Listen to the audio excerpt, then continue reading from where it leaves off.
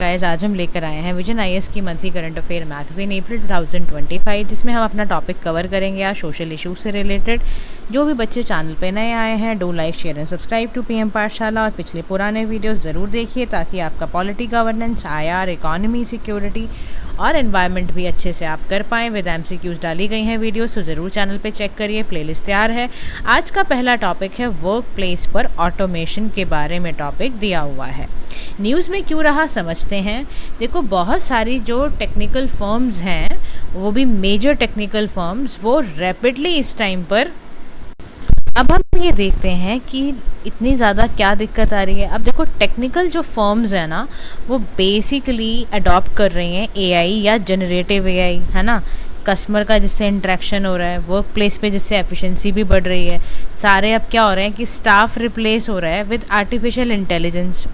But concerns तो आपको मैंने बताया ना, कंसर्न सबसे बड़ा यही है कि अगर कंपनी सारी चीज़ें एआई कर देंगी तो वर्कर्स पे इम्पैक्ट तो पड़ेगा ही पड़ेगा। तो यहाँ पर कह रहा है वर्क प्लेस ऑटोमेशन के बारे में समझते हैं। तो यानी वर्क प्लेस ऑटोमेशन का मतलब है कि टेक्नोलॉजी का यूज़ करना कोई भी टास्क को कराने में और ह्यूमन इंटरवेंशन को हटा देना। मतलब now you are using instead of human beings आप AI, machine learning, augmented reality का, एआर का इस्तेमाल कर रहे हो। अब इंडिया और ऑटोमेशन की बात करें तो इंडिया का जो इंडस्ट्रियल ऑटोमेशन मार्केट ग्रोथ है वो 29.43 बिलियन ब्रीच करने वाला है बाय फाइनेंशियल ईयर 2029। और ऐसा इसलिए देखा जा रहा है क्योंकि बहुत ज़्यादा चीज़ें अभी डिजिटलाइज हैं, टेक्नोलॉजिकल इनोवेशन बहुत ज़्यादा बढ़ रही है, कस्टमर का जो एक्सपेक्टेशन है वो बहुत बदलता जा रहा है, कंपटीशन और ज़्यादा बढ़ गया है, लेबर कॉस्ट बहुत ज़्यादा है, पॉपुलेशन धीरे धीरे एजिंग उसमें आ रही है, बूढ़े होते जा रहे हैं लोग। इसको चलते देखते देखते देखा जा रहा है कि बहुत ज़्यादा कंपनी इस समय वर्क प्लेस ऑटोमेशन कर रही हैं। अब सोशल बेनिफिट क्या एसोसिएटेड है, वर्क प्लेस ऑटोमेशन अगर होगा तो इससे सोशल लाइफ कैसे अच्छी होगी। तो देखो इससे कह रहा है कि सबसे बड़ी चीज़ ये होगी कि इससे स्किल जॉब गैप और वर्क फोर्स प्रोडक्टिविटी का गैप ख़त्म होगा। यानी AI driven system algorithm management जो होगा वो टास्क असाइन करेंगे based on skill and availability. इससे प्रोडक्टिविटी बढ़ेगी, गैप्स ख़त्म होंगे और अब स्किलिंग एफर्ट यहाँ फुलफ़िल होंगे। तो पहला तो यही काम है कि गैप जॉब्स के ख़त्म होने शुरू हो जाएंगे, लोग अपनी ट्रेनिंग करेंगे, लोग कुछ नई नई स्किल्स को सीखेंगे, इससे फ़ायदा होगा। सेकंड होगा इससे जेंडर इक्विटी और डाइवर्सिटी आपको वर्क प्लेस में देखेगी। अभी क्या है कि इससे हायरिंग या परफॉर्मेंस में बाइसेस ख़त्म हो जाएंगे, समझ रहे हो आप। इससे बहुत सारी डाइवर्सिटी को बहुत फ़ायदा मिलने वाला है, सोशल मोबिलिटी होगी। फिर सेफर वर्क प्लेस है, यानी machine takes very hazardous and physically demanding task, तो सेफर वर्क प्लेस हो जाएंगे, है ना। मशीन टेक ओवर हैजार्डस और फिजिकली जो बहुत डिमांडिंग टास्क होते थे अभी मशीनें वो काम करने लग जाएंगी, तो उससे सोसाइटी को बेनिफिट है कि, है ना, लेबर को इस तरह के काम नहीं करने पड़ेंगे। दूसरा वर्क लाइफ बैलेंस बहुत बड़ी चीज़ है। ऑटोमेशन होने से रूटीन वर्क जो होगा उससे एम्प्लॉई को पर्सनल टाइम बहुत मिलेगा। रिपीटिटिव जो काम होते थे उससे वो थक जाता था, चूर हो जाता था, उसको गुस्सा आने लगता था कि क्या एक बार बार एक ही काम को करते रहो। तो अब ये सारी समस्याएं दूर हो जाएंगी। फिर क्या होगा, एम्प्लॉयज़ अपने स्ट्रैटेजिक क्रिएटिव डिसीजन मेकिंग भी ले पाएंगे। दूसरा फ़ायदा क्या होता है, इससे आपकी कस्टमर सर्विस भी अच्छी होती है, ग्रेटर कंसिस्टेंसी, रिस्पांस फास्ट होंगे, एक्सेस बढ़ेगा, अफोर्डेबिलिटी बढ़ेगी, इससे भी बहुत फ़ायदे हैं। अब ये नेक्स्ट सवाल यहाँ करता है कि कौन कौन से सोशल चैलेंजेस एसोसिएटेड हैं वर्क प्लेस ऑटोमेशन को लेके, तो वो भी समझते हैं। तो सबसे बड़ा सोशल चैलेंज है वर्क प्लेस ऑटोमेशन को लेकर वो है राइजिंग इनकम इनइक्वालिटी के ऊपर। कह रहा सबसे बड़ा चैलेंज वर्क प्लेस ऑटोमेशन में क्या हो जाएगा, इनकम इनइक्वालिटी राइज हो जाएगी। दूसरा wage polarisation and job losses का भी प्रॉब्लम बहुत ज़्यादा है। कह रहा वर्क प्लेस ऑटोमेशन में सबसे बड़ा दिक्कत ये आएगी जो हाई स्किल्ड वर्कर्स हैं उनको ऑटोमेशन से बहुत फ़ायदा होगा, जो लो स्किल्ड वाले हैं उनकी जॉब चली जाएंगी। उनको स्टैग्नेंट वेजेस झेलनी पड़ सकती हैं। तो कह रहा है ऑटोमेशन से ऐसा हो सकता है कि 69 मिलियन न्यू जॉब्स क्रिएट हों और 83 मिलियन जॉब सारी की सारी पुरानी हो जाएंगी। ऐसा वर्ल्ड इकोनॉमिक फोरम ने ऑलरेडी बोल दिया है कि 2027 तक बहुत बड़ा चेंज आपको देखने को मिलेगा। दूसरा, बैरियर्स टू रीस्किलिंग। जिसके पास डिजिटल लिटरेसी नहीं है, ट्रेनिंग प्रोग्राम नहीं अटेंड करा, तो वो बहुत बड़ा डिवाइड देखेगा, socio economic divide. Gender disparity भी एम्प्लॉयमेंट में आएगी। तो ऑटोमेशन की वजह से लो स्किल जॉब सारी की सारी रिप्लेस हो जाएंगी। क्लरिकल जॉब्स ख़त्म, सेक्रेटेरियल जॉब्स ख़त्म, फीमेल का जो हाई रिप्रेजेंटेशन होगा कई कई जगह पर। Without targeting reskilling and support, automation पूरा का पूरा जॉब अपॉर्चुनिटीज़ को बदल देगा। गिग वर्कर्स हैं, जॉब इनसिक्योरिटी की बात है, तो ऑटोमेशन क्या कर रहा है, शॉर्ट टर्म कॉन्ट्रैक्ट्स को इनकरेज कर रहा है। और इससे क्या होगा, इससे आपकी जॉब स्टेबिलिटी रिड्यूस होगी, specially in platform based gig economies. जो गिग वर्कर्स हैं वो ऑर्गेनाइजेशनल सपोर्ट उनको है नहीं, कोई प्रोटेक्शन की भी दिक्कत है, सारी प्रॉब्लम आ रही है। फिर बात कर रहे हैं मेंटल हेल्थ एंड वेलबींग की।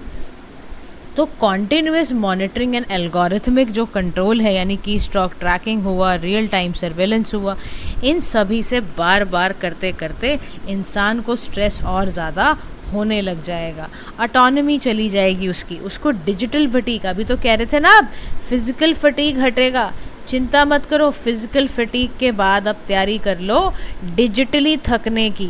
मोबाइल देखो, सारे दिन देखते रहो, देखो आपकी आंखें कितनी थकी थकी मिलेंगी आपको, आप बड़े थका थका फील करोगे। तो इससे कॉन्स्टेंटली आपका वर्क लाइफ बैलेंस तो बिगड़ेगा ही बिगड़ेगा, और मेंटल हेल्थ चैलेंजेस भी और ज़्यादा आने लग जाएंगे। साथ ही में डिक्लाइन होगा ह्यूमन ओवरसाइट और जजमेंट भी। एक्सेसिव डिपेंडेंसी के कारण ऑटोमेटेड सिस्टम में eroded human intervention, misjudgement create हो जाएगी, सेफ्टी फेलियर देखने को मिल जाएगा। तो एंटिसिपेट किया जा रहा है कि इट में also gradually reduce human decision making. इससे क्या होगा, जैसे हेल्थ केयर सेक्टर है या सारे एरियाज़ हैं, इनमें ह्यूमन डिसीजन मेकिंग भी रिड्यूस होने लग जाएगी। तो कह रहा क्या करें ऐसे, तो बहुत समस्या की बात है। तो वे अहेड कह रहा है कि अगर हम चाहते हैं इंक्लूसिव, सेफ और इक्विटेबल वर्क प्लेस ऑटोमेशन, तो क्या करें, सबसे पहले इंश्योर करें इनकम इक्विटी को, यानी अब हम यूनिवर्सल सोशल सिक्योरिटी की तरफ बढ़ना शुरू कर दें। हमें रिकॉग्नाइज करना होगा जॉब लॉस, क्योंकि बहुत ज़्यादा लेबर लॉस वगैरह को भी हमें देखना पड़ेगा, रिवाइज करना पड़ेगा। और सोशल सिक्योरिटी अब हमें देनी पड़ेगी जो वर्कर इनफॉर्मल है, गिग है, कॉन्ट्रैक्ट वर्कर्स हैं, क्योंकि इनकी बेचारों की तो बुरी हालत है ऑटोमेशन की वजह से। अब गाइस आप देखो ना, हमारे जो स्विगी के वर्कर्स आते हैं, जेप्टो के आते हैं, ब्लिंकिट के आते हैं, इनकी क्या जॉब सिक्योरिटी है बताओ। तो इनके लिए कानून बनाना ज़रूरी है। फिर कह रहा है कोड ऑन सोशल सिक्योरिटी 2020 का एक बिल आया था, जिसमें ना social security benefit organise unorganise sector के लिए बनाए गए हैं, लेकिन इनकी अवेयरनेस कम है, उन तक कैसे पहुंचाया जाए, उसकी इम्प्लीमेंटेशन कहाँ है अभी, समझ रहे हो आप। फिर इंडस्ट्रियल रिलेशन से रिलेटेड कोड तैयार करे गए, वर्कर रीस्किलिंग फंड के प्रोविज़न तैयार करे गए, workers by crediting 15 days wages भी तैयार करा गया। फोस्टर किया गया इक्विटेबल ऑटोमेशन, यानी जेंडर ऑटोमेशन गैप भी जिससे कंप्लीट हो, अपस्किलिंग हो पाए। फिर स्ट्रेंथन करने की बात है लीगल एंड पॉलिसी फ्रेमवर्क, ताकि एक सेफ और हेल्दी वर्क प्लेस तैयार हो पाए। तो बहुत ज़रूरी है अपडेट करना ऑक्यूपेशनल सेफ्टी को और हेल्थ लॉस को। तो उसके लिए बिग वर्कर्स हैं, टेली वर्कर्स हैं, प्लेटफॉर्म वर्कर्स हैं, इन सभी के लिए लॉस बनाना ज़रूरी है, इनको सेफ्टी पहुंचाना ज़रूरी है, इन लॉस को अलाइन करना ज़रूरी है, इनको सेफ हेल्दी वर्क प्लेस देना ज़रूरी है, रिवाइज करना ज़रूरी है, relying regulations on robotics and human robot interaction. हमें राइट टू डिस्कनेक्ट भी सिखाना है, ओवरवर्क नहीं करना है। आपको बार बार क्यों कहा जाता है कि बहुत ज़्यादा समय मत बिताओ, अपना डिजिटल वेलबींग मोबाइल पे चेक करो कि कितनी देर मोबाइल फ़ोन पे बैठे रहते हो। डिजिटली आपको ऐसा नहीं हो जाना है कि पागल ही हो जाओ। तो कहते हैं ना, डिजिटल फास्टिंग भी करनी चाहिए। आफ्टर वर्क आ रहा फिर मोबाइल देख रहे हो, फिर पागल हुए जा रहे हो डिजिटल चीज़ों के पीछे, तो ऐसा नहीं करना है आपने बिल्कुल भी। फिर आगे कहता है कि देखो जी, प्रमोट करो human centric algorithmic management transparent ethical चीज़ें करनी है, क्लियर ग्रेवेंसेस को ध्यान में रखना है वर्कर्स जो इससे अफेक्ट हो रहे हैं, एक वर्कर का फीडबैक सिस्टम लो, साइकोलॉजिकली स्ट्रेस नहीं डालना है उन पर, उनके डिजिटल राइट, उनका मेंटल हेल्थ पे ध्यान देना है, प्रमोट करना है ग्रीन ऑटोमेशन ताकि इन्वायरमेंट की सस्टेनेबिलिटी बढ़े। तो कंक्लूजन में बोलता है एक कोलैबोरेटिव, एक वर्क सेंट्रिक, एक फॉरवर्ड लुकिंग अप्रोच बनाने की ज़रूरत है ताकि वर्क प्लेस ऑटोमेशन बढ़ जाए। और फिर इससे क्या होगा, इससे आपका सेफर साइड आपका रहेगा और वेलबींग सबका रहेगा। तो हमें क्या करना है, एक राइट बैलेंस तैयार करना है, किसके बीच में, technology plus policy plus participation plus automation. अगर हमने इनका एक बैलेंस तैयार कर लिया तो फिर हमें एक सस्टेनेबल, इंक्लूसिव, एक ह्यूमन वर्क प्लेस देखने को ज़रूर मिलेगा। तो दिस इज़ अबाउट आपका टॉपिक। फटाफट से शॉर्ट कवर करते हैं। कहता है MOSPI ने रिलीज़ करा है women and main in India 2024 selected indicators and data. इस रिपोर्ट ने कॉम्प्रिहेंसिव रिव्यू करा है, ओवरव्यू दिया है जेंडर लैंडस्केप को इंडिया के अक्रॉस की एरिया से। आपका पॉपुलेशन है, एजुकेशन है, हेल्थ है, इकोनॉमिक पार्टिसिपेशन है, डिसीजन मेकिंग है। तो रिपोर्ट में क्या हाईलाइट दिया हुआ है कि सेक्स रेशो एट बर्थ, तो कह रहा है बिटवीन 2014-16 या 18-20 तक भी सेक्स रेशो अर्बन एरिया का 910 था, रूरल एरिया का और कम है, 907 है। तो हेल्थ वाइज देखा जाए तो आपका मैटरनल मोर्टेलिटी रेट डिक्लाइन हुआ है पहले से। तो चलो वुमेन बच रही है, यानी कि ऐसा नहीं कि बच्चा जो मैटरनल मोर्टेलिटी रेट कम होना ज़रूरी होता है, क्योंकि इससे पता चलता है कि आपके देश का मैटरनल हेल्थ यानी जितनी माएँ बन रही हैं, ऐसा नहीं है कि वो बच्चों को बस पैदा किया और मर गई, है ना। तो उससे भी हम यानी कि बचा रहे हैं। तो मैटरनल मोर्टेलिटी का मतलब क्या है, नंबर ऑफ मैटरनल डेथ पर 1 लाख लाइव बर्थ्स, ठीक है। तो इंडिया में पता चला है कि ये अभी कम हो रहा है। फिर लिटरेसी की बात करें तो लिटरेसी रेट भारत में 84.7 तक पहुंच गया है मेल्स का, फीमेल्स का 70.3% है 2017 के डेटा के अनुसार। केरला अभी तक स्मॉलेस्ट जेंडर लिटरेसी गैप में है और राजस्थान में लिटरेसी गैप उतना ही देखने को मिलता है, मतलब कोई खास फ़ायदा नहीं है। राजस्थान में हाईएस्ट है मेल और फीमेल का लिटरेसी गैप, ठीक है। इकोनॉमिक पार्टिसिपेशन की बात करें तो जो फीमेल लेबर पार्टिसिपेशन रेट है वो भी इंक्रीज़ हुआ है, मतलब वुमेन अब ज़्यादा काम करने लग गई है। 41.7% जो है महिलाएं जो हैं वो काम करने लग गई हैं। फिनेंशियल इंक्लूजन हुआ है, जनधन हमारी योजना थी ना, प्रधानमंत्री जनधन योजना के तहत बहुत फ़ायदा हुआ है। लीडरशिप रोल वुमेन निभा रही है। पॉलिटिकल पार्टिसिपेशन भी काफ़ी स्लाइटली डिक्लाइन हुआ है। ये बुरी खबर है हमारे लिए, 2024 और 19 के डेटा से पता चला हमें। और वायलेंस भी बहुत है वुमेन के against. Nearly 1/3 of married women 18 से 49 साल की बेचारी हमेशा पतियों से पिटती हैं, और हाईएस्ट आपको कर्नाटका में पिटती नज़र आएंगी, बिहार में, फिर मणिपुर में, ठीक है। चलो AI किरण पे चलते हैं। AI किरण क्या है, इनिशिएटिव है ताकि आर्टिफिशियल इंटेलिजेंस के थ्रू वुमेन को एम्पावर किया जा सके। इसका ऑब्जेक्टिव क्या है, AI कम्युनिटी को वाइब्रेंट करना, women innovators, change makers, leaders को लेकर आना। तो office of principal scientific adviser government of India द्वारा इसको लीड किया जा रहा है। फोकस एरिया इसका ये है कि 250 महिलाओं को एडवांसमेंट करना, AI सेक्टर से साथ जोड़ना, चाहे एजुकेशन है चाहे वो हेल्थ केयर है। तो जो भी महिलाएं सुन रही हैं, जो भी बहनें सुन रही हैं, वो AI किरण पे ज़रूर ध्यान दें, ठीक है, ताकि आप भी AI सीख सकें। ये किरण स्कीम क्या है, नॉलेज इन्वॉल्वमेंट है इसमें। आपका research advancement through nurturing scheme यहाँ लॉन्च किया गया है DST द्वारा, department of science and tech, ताकि gender equality, science and technology और आप वुमेन को हर फील्ड में महारत हासिल करने के लिए, ठीक है। नेक्स्ट इज़ IMF की रिपोर्ट आई, जिन्होंने बहुत स्ट्रेस डाला सिल्वर इकॉनमी को। तो IMF ने रिपोर्ट रिलीज़ करता है, वर्ल्ड इकोनॉमिक आउटलुक। इसका रिपोर्ट का इस बार टाइटल था a critical juncture among policy shift.